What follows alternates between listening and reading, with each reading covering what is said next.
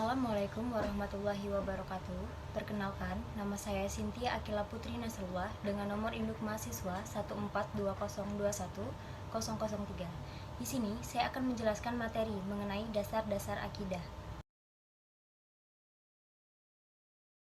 Akidah menurut bahasa berasal dari kata akodah yang berarti bahul atau mahkota. Sedangkan menurut istilah, akidah adalah sejumlah kebenaran yang dapat diterima secara umum oleh manusia berdasarkan fitrah, akal, dan wahyu yang dipatrikan di dalam hati dan diyakini kesahihannya. Sumber akidah ada dua, yaitu Al-Quran dan juga As-Sunnah. Ruang lingkup pembahasan akidah ada 4. 1. Ilahiyah, yaitu pembahasan tentang segala sesuatu yang berhubungan dengan Tuhan, seperti wujud Allah, mukjizat, dan sebagainya. 2.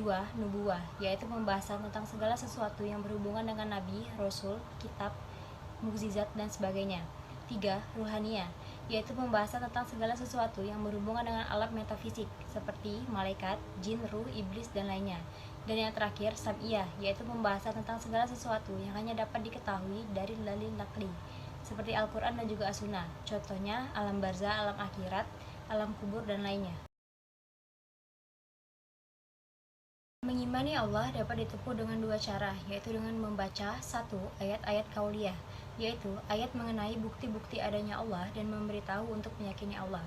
Mengimani Allah tidak cukup jika hanya dari lisan, tapi juga harus disempurnakan dari niat dan juga perbuatan, dengan meyakini bahwa Allah itu Esa, Allah lah tempat meminta pertolongan, kepada Allah amal dituju, Allah mempunyai sifat sempurna, dan juga percaya bahwa Allah sendirilah yang menciptakan serta memelihara alam semesta.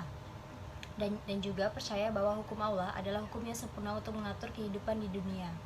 Yang kedua, ayat-ayat kauniyah, yaitu ayat mengenai kekuasaan Allah yang di luar jangkauan manusia, seperti persoalan hidup, fenomena alam, dan juga segala sesuatu yang ada di langit maupun di bumi, yang merupakan ciptaan Allah. Malaikat termasuk makhluk gaib, halus, dan juga tidak dapat dicapai oleh panca indera. Mereka terbuat dari nur atau cahaya dan tidak memiliki hawa nafsu, sehingga malaikat terhindar dari dosa dan juga salah. Mereka hidup dalam suatu alam yang berbeda, dan hakikatnya wujud malaikat tidak dapat dilihat, tetapi mereka dapat menjelma dalam rupa dan juga bentuk yang dapat dicapai oleh panca indera. Jumlah malaikat yang wajib diketahui ada 10. Iman kepada kitab suci merupakan kesatuan dari iman kepada Allah, karena dalam kitab itulah ajaran beriman dijelaskan. Kitab yang wajib kita percayai yaitu ada 4. Yang pertama, Taurat, kedua Zabur, ketiga Injil, dan yang terakhir adalah Al-Quran, sebagai kitab penyempurna dan juga kitab yang terakhir. Rasul adalah manusia pilihan yang menerima wahyu dari Allah untuk disampaikan kepada umat manusia serta menjadi teladan utama. Rasul yang wajib kita percayai ada 25 Rasul. Percaya kepada hari akhir merupakan salah satu sendi keimanan yang terpenting, yang dapat meyakini bagaimana asal kejadian segala sesuatu di muka bumi ini dan mengetahui titik akhirnya. Hari akhir adalah hari hancurnya alam semesta beserta isinya, di mana semua manusia dimatikan lalu dibangkitkan untuk ditimbang amal baik dan juga buruknya.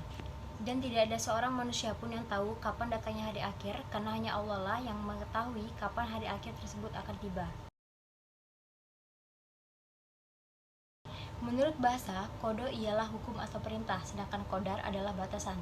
Dengan kata lain, kodo adalah ketetapan Allah yang belum terjadi, sedangkan kodar adalah ketetapan Allah yang sudah terjadi.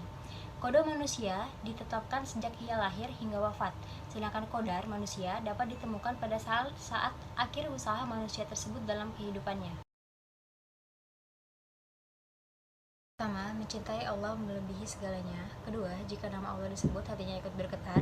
Ketiga, rela dengan hukum Allah dan juga Rasulnya. 4. Melaksanakan ajaran agama dengan totalitas. Kelima, istiqomah dalam keislamannya hingga akhir hayat. Dan yang keenam, menghindari perbuatan yang menjerumuskan kepada kemaksiatan atau kepada kesyirikan. Isi kalimat syahadat adalah La ilaha illallah Muhammadar Rasulullah, yang berarti saya bersumpah bahwa tiada Tuhan selain Allah dan saya bersumpah bahwa Nabi Muhammad adalah utusan Allah.